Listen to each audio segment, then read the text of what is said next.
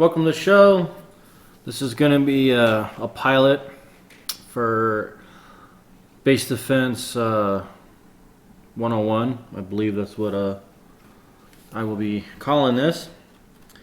Again, it's always a laid-back, casual kind of video, so if you're in a hurry or whatever, then this may not work for you.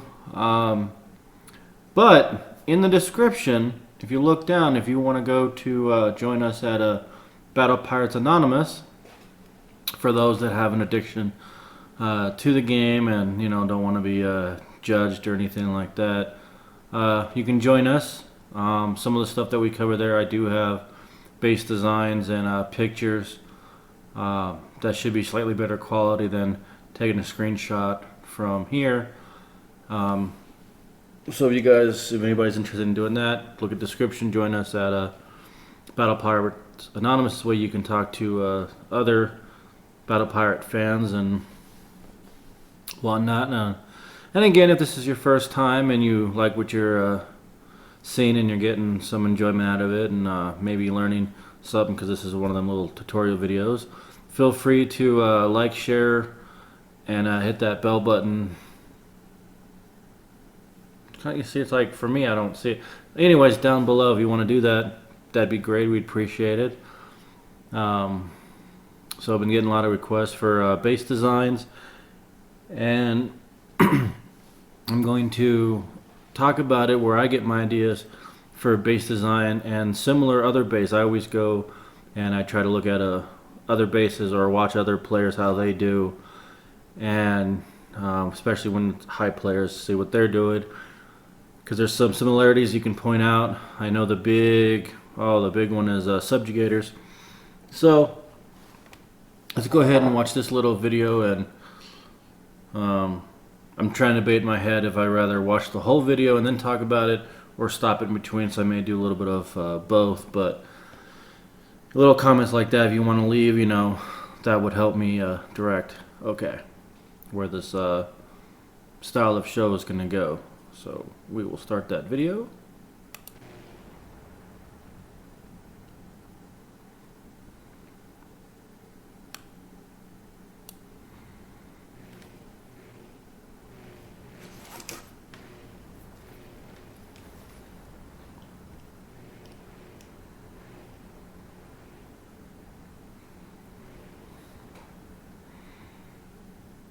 So this is a level 135, getting ready to get hit by subjugators.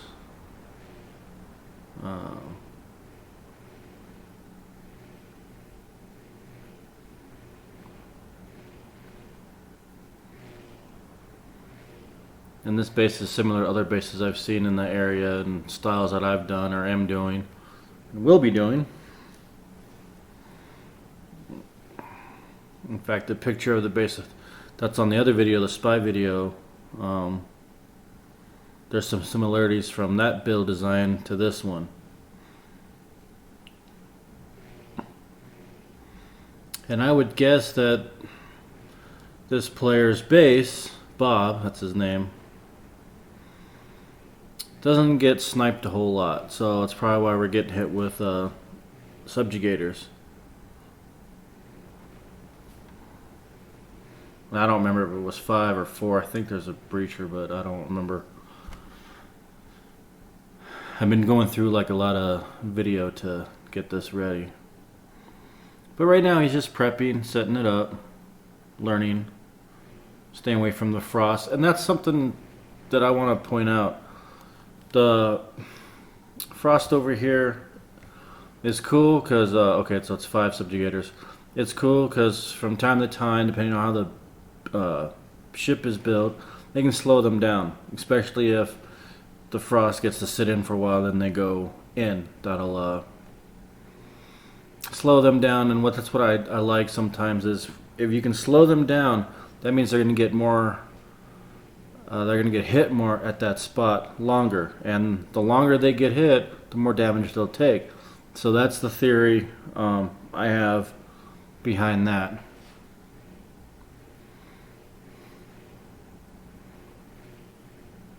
And as you can tell, this player uses a lot of breachers because he keeps moving back and forth. That's a breacher habit, but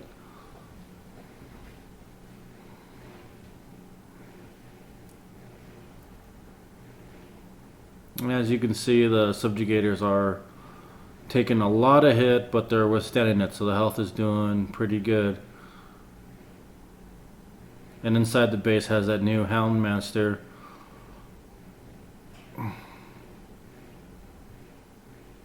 Okay, so the Subjugator got through. So the Gorgons are still doing their thing. The Carnages is now going to move, which is supposed to do after like 3 minutes, so I guess you can move backwards. It's kind of weird. I've heard conflicting stories about the Carnages.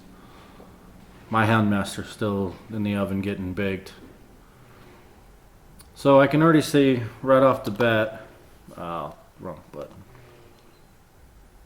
I can already see right off the bat that the gentleman, the base, Bob's base, his outpost has a lot of penetration protection, which is why this individual subjugators are not penetrating through. And that's something that you want to think about on your base. What your main goal is. I know, like, ideally everybody wants to like stuff them and kill the opponent, and sometimes that's possible, and sometimes it's not possible. So let's continue this real quick. Get this. It's almost over.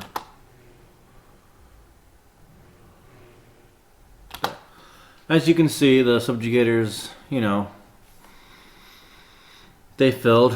Both were high levels. I don't have footage of this individual because he stopped playing after this, but there was a other base that I caught on, and he succeeded in that one, but I didn't have my stuff ready to record it. So that's what you guys have to plan too. You're not going to be able to plan to stop everybody because everybody plays different.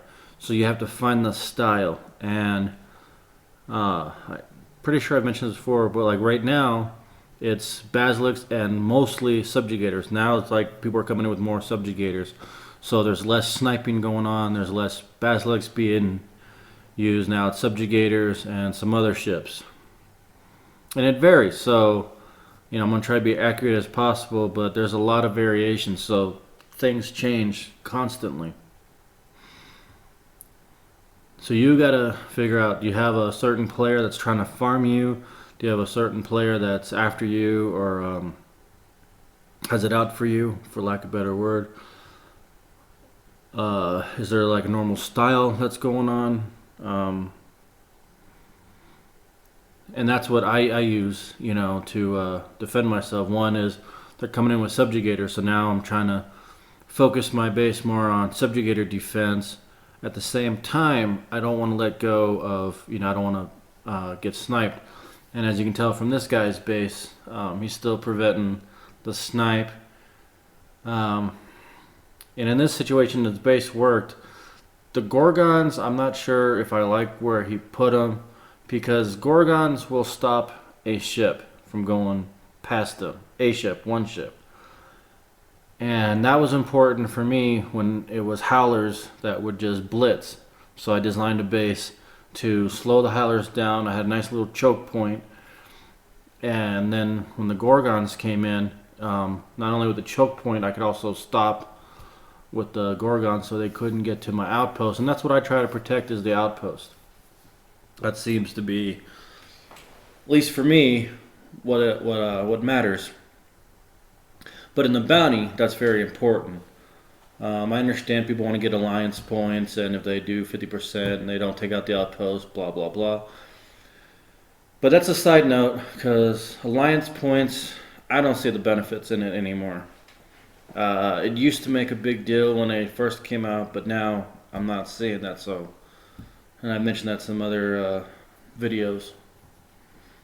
But I noticed he's got wardens in here, And that's something that you may want to decide. Me, I have wardens. I don't know if I'm going to use them. I think I'll use my sirens, because the wardens have it does extend anti countermeasures. So the subjugators that are using UAVs, it does go with the Gale 4, whatnot, and there's other ones that stop the UAVs, and that's good. And it has, bigger range, right on. But for me, since the UAVs go right for the ships and everything behind it, because that's how it works. Too, with the range, is a lot of times, you may want it for more range, so that if your ship is here and the turret is like here and the ship is over here, it's going to meet at that turret and defend it.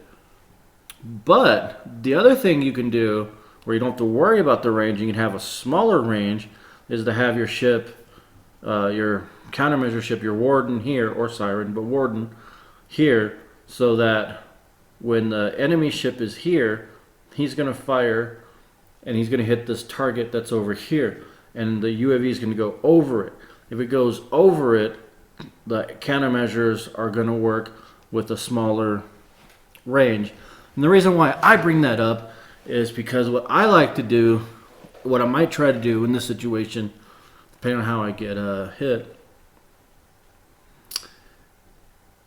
is I'm going to use the siren, because the siren, the way I have it set up, the reload, the anti-UAV countermeasure reload is way faster than what you can get out of the warden, but it has the standard area. There are little add-ons I can do to boost it up a little bit, so I'm not going to lose too much range, but I am going to have like a 200 and something, 240% reload. And to me, that's going to be better, because those UAVs keep coming and they keep staying. So if I can reload quicker, I can take, especially if they're going over. And that's what I've been trying to say. There's no one base and there's no one ship that's going to make the day. They have to work together. So that's where I like his warden position, I think, as well, because anything going towards the outpost is going to go over that warden. So that's really good. And then the carnage is back a little bit, because that's kind of a secret weapon you want to wait, especially if you have to wait the 190 seconds, which should be 3 minutes, but it started to move before that, so I don't know. And I haven't seen too much action with that, so I'm still, getting it. But as you can tell, I'm still here working on that. What is the next video? Okay. And this is, you guys can't see it. So here's another one that I was observing. This one's got some subjugators and some breachers. And I don't see a Houndmaster in this one, so the reason why I bring it up is because I forgot. I said, Houndmaster was a must. I didn't think about the breachers and the anti-mortars. So if you have Houndmasters in your base, someone comes in with a breacher, they can stop a lot of the mortars. I caught on to that super quick. But I still want to know more about the Houndmasters. I still think it was a must to get, because I don't know what changes Kixeye is going to be doing, what little add-ons or nerfing they may try. So the Hounds may get better, they may get a better upgrade. And then I know the Carnages have been going on sale, so I still want to get it, because I haven't come out with a defense ship in a long while. So, but anyways, another base, again, they're doing what they can to prevent sniping, so you'll see some similarities between the two bases. So, I appreciate you guys liking my base designs. I like the fact that you guys are requesting it. But you can change it and you can modify it however suits your needs. I know playing people are very unpredictable, but in a lot of ways they're very, very predictable. because this one's not able to snipe. He's going to split his fleet up, and he's going to come in a little bit, trying to prep and work his way in. Knowing that, it's possible that this player's base knew that as well, because he's one of the ones that has his warehouses more towards the back. So I'm taking note of that. That tells me that he did that for a reason, and perhaps he's not worried about prepping. He's not worried about the 24% part, and then they come back in and do the rest. Maybe the system still allows him to prevent people from prepping. So let's watch and see what we got.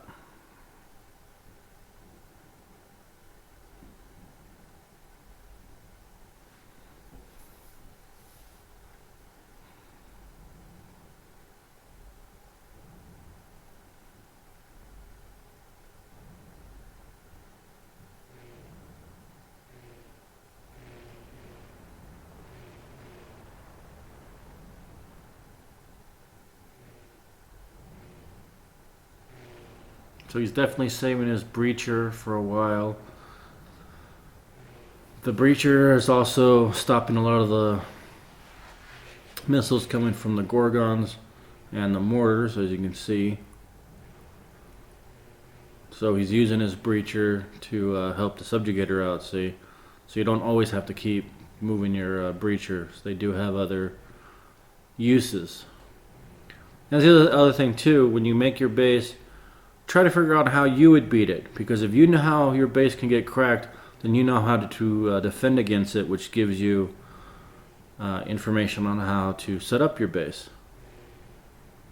See, now like this Subjugator doesn't seem to be able to get past the walls, starting to get stuck, taking on some damage, but still in the fight pretty good. So now excuse me. So now the guy's coming in with backup, bringing in his breachers. I can only assume that they're U2s because, again, they're both high levels. This player's base is a level 121. But this individual looks like he's got way more penetration armor and stuff, because the Subjugators are just not really making a dent. And there's the individual's bubble, so he can't get out. And it's really taking on damage. So, also, got the frost to slow him down. The outpost is still doing its thing. And also, I would call that little corner a choke point. And that's also... It's also good to have a choke point where most of your weapons, or all of your weapons, hit a spot, and this is a spot where the player coming in thinks they can hide, or something of that nature.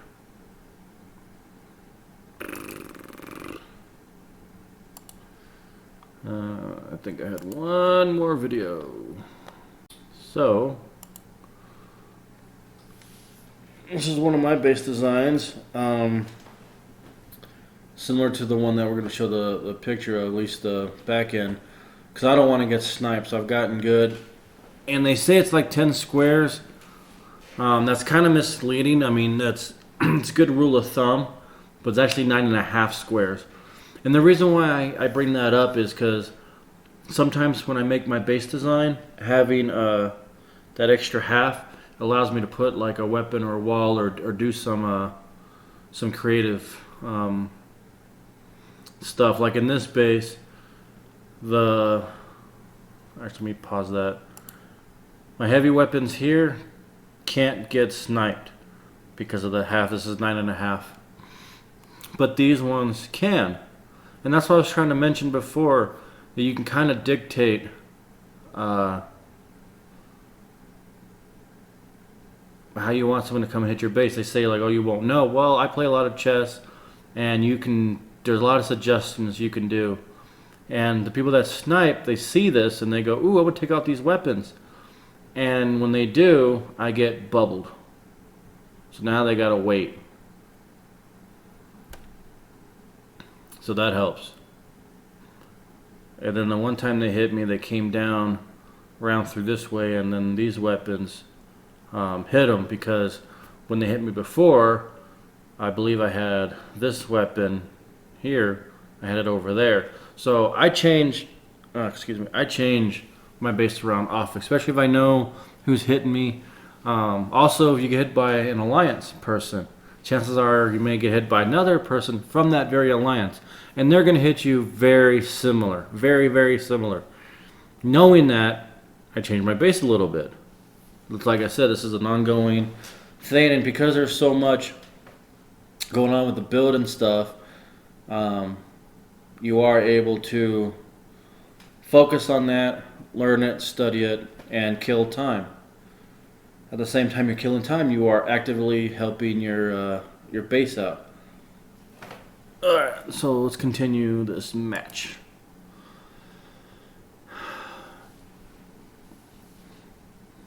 And this base design is a couple other base where there's, turns, like the other base had those turns and those choke points. This one still has a choke point, but at the same time it also has the funnel idea that I like, where you get everyone coming in at the same spot where all the weapons can hit it. And as you can see here, all my mid-range weapons are active, and the individual got stuck from the Gorgon. Also trying to get his other ships to move, but because of the frost is now behind him, he's not able to go through that frost, so he is pretty much stuck. See, his howler's stuck. The other howler isn't moving well. Subjugators are gone. This is my choke point. This is the web that I was able to sit,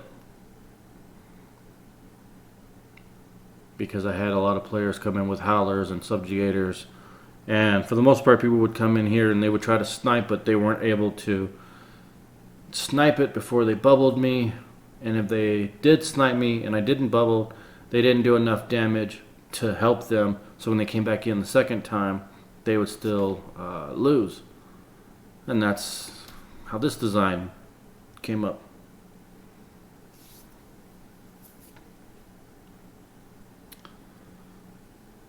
So, alright, so here's the part that you guys were waiting on. Let me do that real quick. Whoops, do that for you real quick. Let's zoom in a little bit to help you guys out.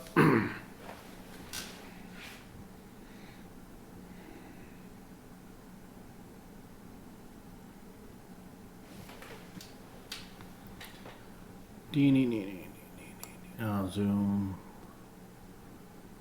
out a little bit.